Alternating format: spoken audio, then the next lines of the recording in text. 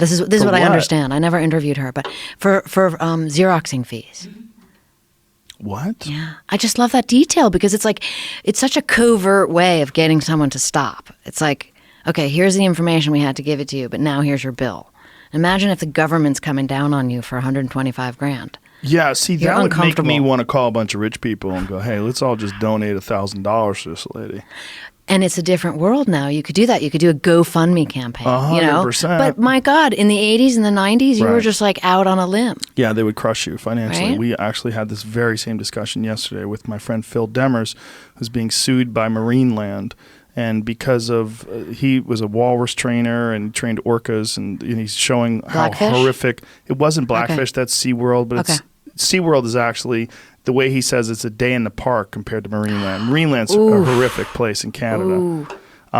And anyway, they have been trying to squash him with legal fees by dragging out the legal fees by dragging out his case. But we set up GoFundMe's, and all his legal bills get paid for from people that want him to win the good fight. And this is an option today that wasn't Yes. available to Linda when she was exposing this. Exposing Nazis. $125,000. You assholes. Like, she should sue them for misappropriation of funds. Mm-hmm. Like, does it cost you really $125,000 to print those things out? If it does, you guys should be in jail.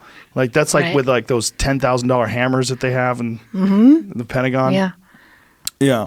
So she gets all this information, and does the government immediately acknowledge that they imported these No. Nazis? No, I mean, she wrote the first book, and it was just stunning. And you know, What year was this? late 80s, early 90s. Okay.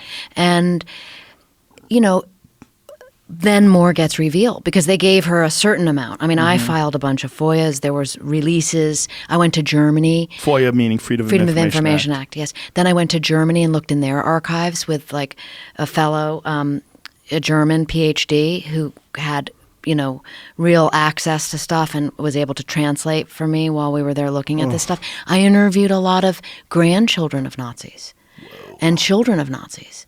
And, you know, I mean, this one extraordinary, oh my God, there's a guy, I told you about Schreiber, right?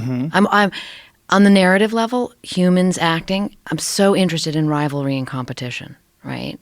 As a concept, because this is what America does to be the best, and also as humans, right?